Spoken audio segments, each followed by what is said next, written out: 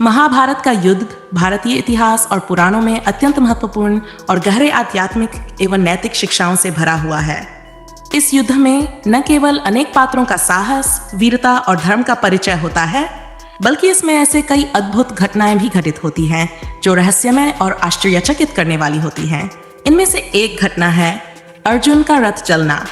महाभारत युद्ध के बाद अर्जुन के रथ का जलना एक गहन, प्रतीकात्मक और रहस्यमय घटना मानी जाती है, जिसमें कई आध्यात्मिक और दैवीय रहस्य छिपे हुए हैं। इस घटना का वर्णन महाभारत के अश्वमेध पर्व में मिलता है। युद्ध के पश्चात अर्जुन का रथ जलने की घटना महाभारत के युद्ध में भगवान श्री कृष्ण अर्जुन के सारथी थे। अर्जुन का रथ केवल एक सामान्य रथ नहीं था, बल्कि इसमें अनेक दिव्य शक्तियां और वरदान शामिल थे। जब महाभारत का युद्ध समाप्त हुआ तो अर्जुन ने अपने रथ से उतरकर श्री कृष्ण से विनम्रतापूर्वक कहा कि वे भी रथ से उतरें ताकि वह रथ को सामान्य स्थान पर ले जा सके। श्री कृष्ण मुस्कुराए और उन्होंने अर्जुन से पहले खुद न उतरने का आग्रह किया। इसके पश्चात उन्होंने अर्जुन से कहा कि पहले वह स्वयं रथ से उतरें। अर्जुन ने श्री कृष्ण की आज्ञा का पालन किया और रथ से नीचे उतर गए। अर्जुन के उतरने के बाद भगवान श्री कृष्ण ने भी रथ को छोड़ दिया। श्री कृष्ण के रथ से उतरने के तुरंत बाद ही अर्जुन का रथ अचानक आग की लपटों में जल उठा और कुछ ही क्षणों में जलकर राख हो गया। यह दृश्य अर्जुन के लिए अत्यंत चौंकाने वाला था, क्योंकि उन्होंने युद्ध के दौरान इस रथ पर अनेक भीषण युद्ध लड़े थे और उनके रथ को कोई विशेष नुकसान नहीं हुआ था। लेकिन अब जब युद्ध समाप्त हो चुका था और कोई संकट नहीं था, तभी रथ जल उठा। अर्जुन का रथ जलने के पीछे का रहस्य, इस घटना का रहस्य और अर्थ श्री कृष्ण ने अर्जुन को समझाया। उन्होंने बताया कि अर्जुन का रथ पहले ही युद्ध के दौरान जल जाना चाहिए था, क्योंकि उस पर कई अत्यंत शक्तिशाली अस्त्रों का प्रहार हुआ था। भीष्म, द्रोण, कर्ण, अश्वत्थामा जैसे महायोद्धाओं ने अर्जुन के रथ पर अनेक घातक अस्त्रों का प्रयोग किया था, जो किसी भी सामान्य रथ को नष्ट करने के लिए पर्याप्त थे। लेकिन चूंकि श्री कृष्ण स्वयं उस रथ पर सारथी के रूप में विराजमान थे, इसलिए उनकी दैवीय शक्ति के कारण वह रथ बचा रहा और नष्ट नहीं हुआ।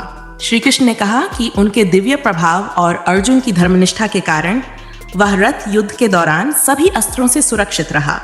लेकिन युद्ध समाप्त होते ही और श्री कृष्ण के रथ से उतरते ही उन सभी अस्त्रों के प्रचंड प्रभाव ने रथ को नष्ट कर दिया। इसका मतलब यह था कि अर्जुन का रथ वास्तव में उन घातक अस्त्रों से पहले ही विनष्ट हो चुका था, लेकिन श्री कृष्ण के दिव्य संरक्षण के कारण वह बचा रहा। रथ जलने का प्रतीकात्मक अर्थ। अर्जुन के रथ के जलने की घटना को गहरे आध्यात्मिक और प्रतीकात्मक दृष्टिकोण से देखा जा सकता है। ये घटना यह बताती है कि जब तक दिव्यता और धर्म का संरक्षण हमारे साथ होता है, तब तक सबसे कठिन परिस्थितियां भी हमारे ऊपर प्रभाव नहीं डाल सकती।